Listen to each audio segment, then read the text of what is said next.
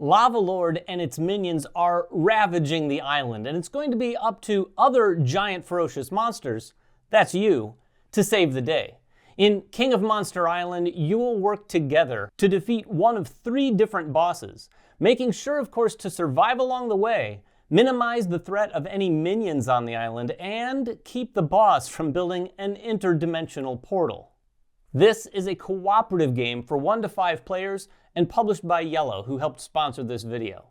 Surviving the game can be challenging, but hopefully, with my help, learning it will be easy. Setting up the game is pretty straightforward, but with a couple options along the way. Start by placing the island board in the middle of the table. Assemble the volcano and place it in the center of the board, making sure to align the rocks with the 6 white lines. And now comes your first decision.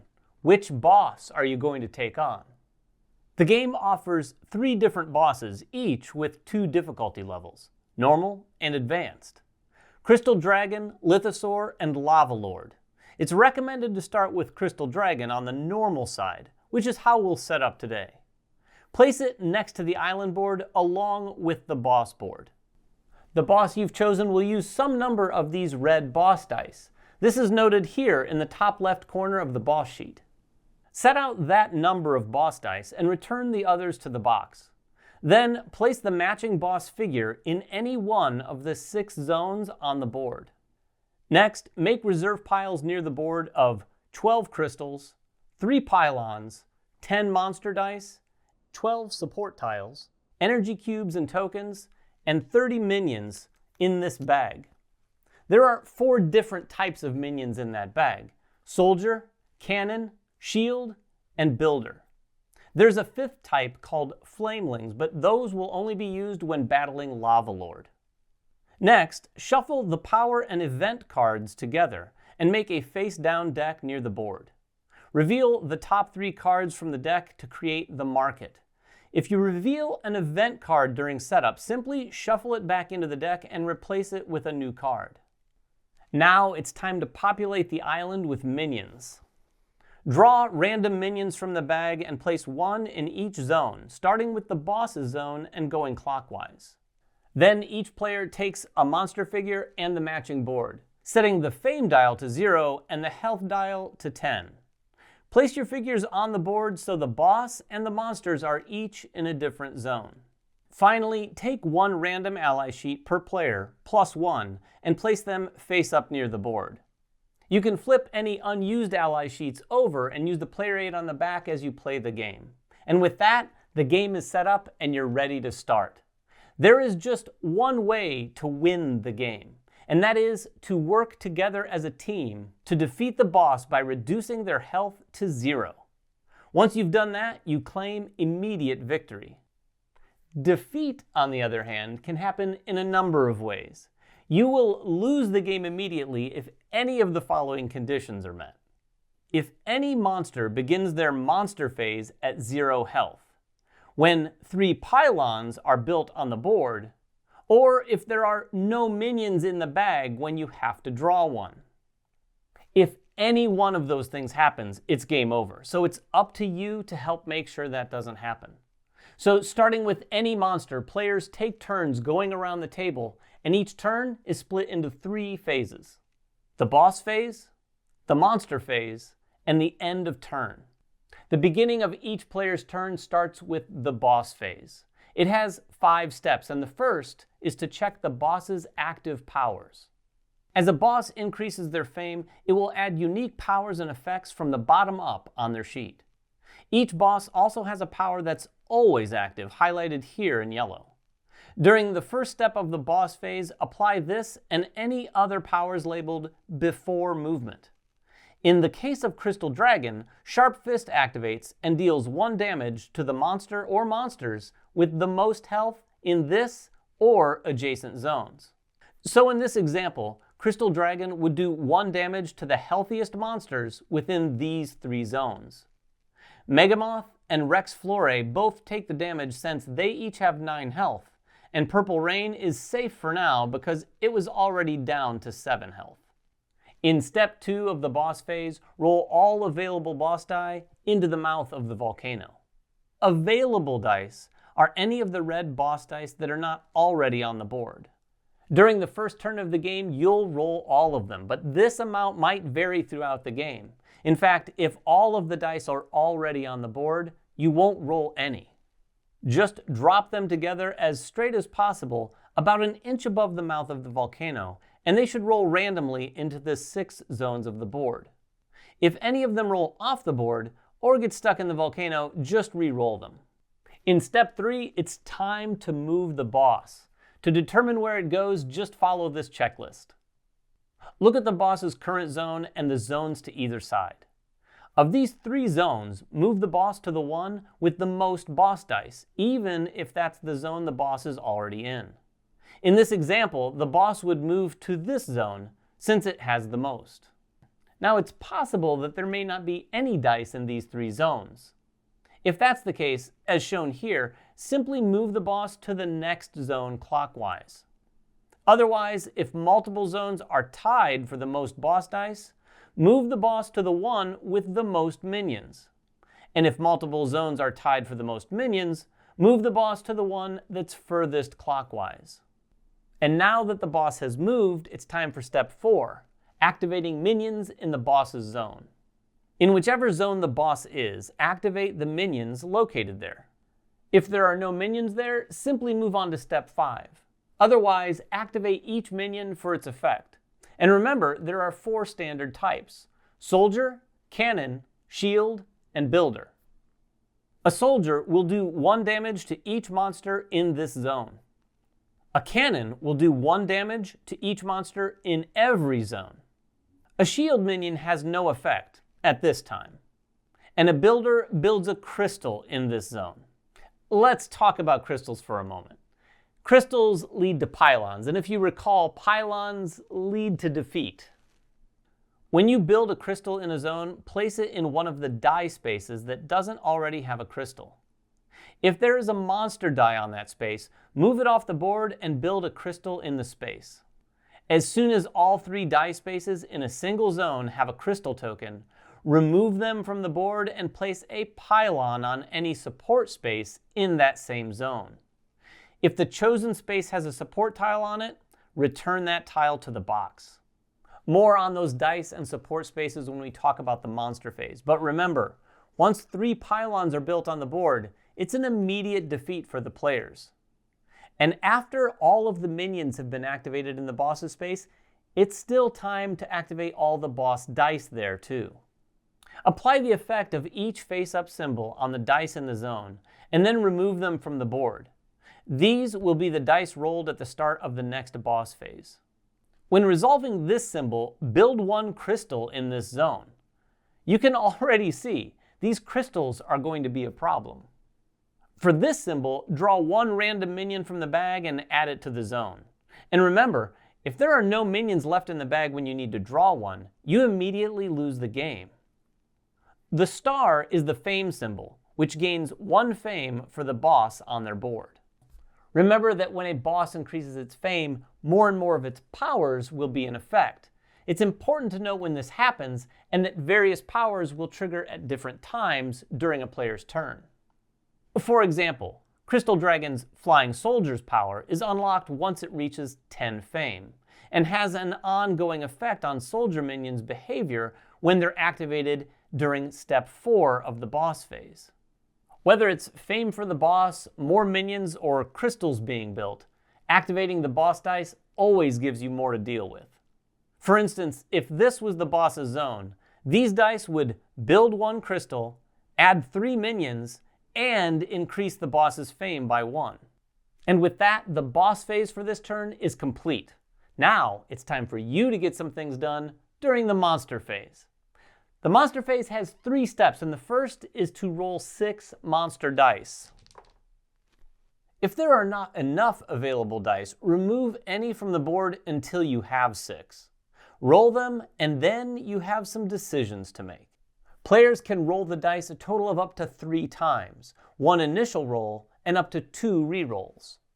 After your initial roll, you can choose to re-roll any number of them. If there are some symbols you'd like to keep, set them aside before any re-roll. Before re-rolling, you may also take back any die you set aside during a previous roll. After you've rolled 3 times or decided to stop, keep the dice in front of you. It's important to note that when a card or a game element refers to your roll, it's referring to the final result of your last roll.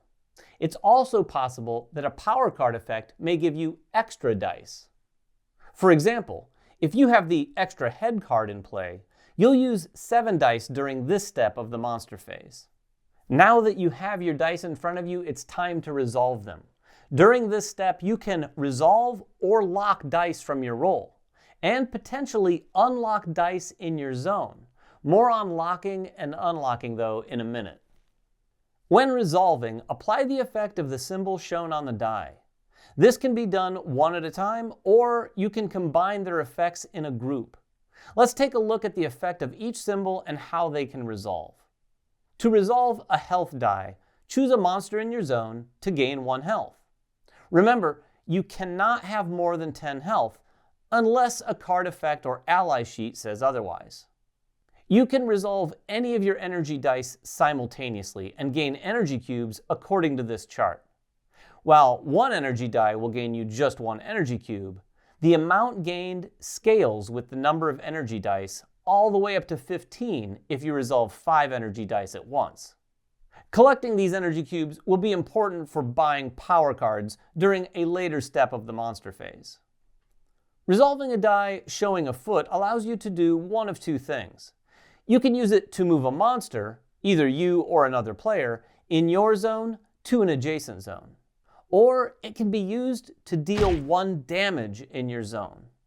When you resolve a die with the Monster Claw, deal 2 damage in your zone. And remember, dice effects can be combined. So with these dice here, you could deal 2, 4, 5 total damage in your zone. But dealing damage in this game has some rules. The boss and their minions have a bit of a layered approach to their defense, and there's a few things that you'll need to keep in mind. You cannot deal damage to the boss while there are minions in their zone. You cannot deal damage to non-shield minions if there are shield minions in the zone. And each minion must be destroyed in a single action, meaning you must deal at least 2 damage, for example, to destroy this builder, noting its health printed on the token. Each damage you do ultimately deal to the boss causes them to lose 1 health, which is reflected on their board accordingly. And you can split up damage between multiple enemies in your zone. The 2 damage from this die, for example, can be split among 2 different enemies. Just remember that you must deal damage in that order: shields, other minions, then the boss. To illustrate, let's take a look at an example. Let's say there are 3 soldier minions and the boss in your zone when you activate these dice, using the foot as damage. It's a total of 5 damage that can be split across these enemies. You must first use 3 damage to destroy the minions and return them to the bag. Then use the remaining 2 damage on the boss, causing them to lose 2 health. Next are the fame dice. For any fame die showing the star, gain 1 fame on your monster board. And this comes with a special option. You can kind of keep the boss in check by stealing a little fame too. For each of these dice that you resolve to gain 1 fame, you can also steal some fame by removing any 1 boss die in your zone from the board. If you do, gain 1 extra fame. But remember, by removing boss dice from the board, you're adding them to the pool of dice rolled by the next player on their boss phase. Fame will attract allies to a monster, bringing helpful bonuses and powers. Once your monster board has at least 1 fame, choose an available ally sheet and place it near your monster sheet. Similar to the boss's abilities, an ally brings a variety of unique effects to aid your monster, gaining more and more as your monster gains fame. If your fame were to fall back down to 0, simply return your ally back to the pool of available ones. You can choose any ally once you reach at least 1 fame again. If you resolve 3 or 4 wrench dice simultaneously, draw a random support tile and place it face up on the support space of the corresponding value in your zone. If there is a pylon on this space, you cannot build the support tile. If there's a support tile already in the space, just discard it and replace it with the new one. And if you like, you can even activate the new support tile immediately. In fact, at any time during your turn, you can activate or recharge any number of support tiles in any zone you happen to be in. And it's a free action. You just can't activate and recharge the same support tile during the same turn. Face-up support tiles are available to activate. To do so, use its effect and flip it face down. If the support tile shows a die face, resolve it as if it were part of your roll. This is a virtual die though, and must be resolved immediately. In other words, these don't give you any additional physical dice. You might see this symbol, which means that you can resolve the virtual die as if it had any face of your choice. And if the support tile shows an energy cube, gain one from the supply. To recharge a face-down support tile, simply flip it face up again. But remember that during a single turn, a support tile can be activated or recharged, not both. And that's how you resolve all of the dice faces. Now, as I mentioned, your dice can be locked and unlocked. While resolving your dice, you can choose to save some for later by locking them. To do so, place dice on available die spaces in your zone without changing their visible face. These dice are locked and can be used on following turns by any monster. If you want to lock more dice than there are available spaces in your zone, you must unlock one or more dice first. While resolving your dice, you can unlock any dice that were previously locked in your zone. Just take them in front of you without changing their visible face and add them to your roll. They can now be resolved with your other dice. And remember, you can resolve your dice in any order and lock or unlock them between each resolution if you want. It may even be possible to spend die faces through the use of certain power cards. The Psychic Hammer, for example, allows you to spend any wrench dice to move the boss or a minion out of your zone and into an adjacent one. Once you're done resolving your dice in any of these ways, it's time for step 3 of the monster phase, buying power cards. Buy any of the 3 face-up power cards from the market by spending energy cubes, as shown by the cost in their top left corner. Buy cards one at a time, and after each purchase, reveal the top card of the deck to replace the card you bought. If you bought a discard card, resolve it immediately and then discard it. If you bought a keep card, place it near your monster board. Its power is active as long as you keep the card.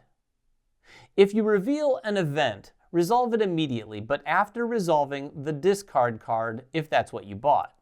Then discard it before revealing a new card. As long as you have enough energy cubes, you can keep buying cards. And you can even spend 2 energy to discard the market and refill it. Just remember to refill it 1 card at a time so you can resolve any events that might pop up. And if the power deck is ever empty, do not shuffle the discards. It doesn't get reset. And that is the monster phase, which brings us to the end of your turn.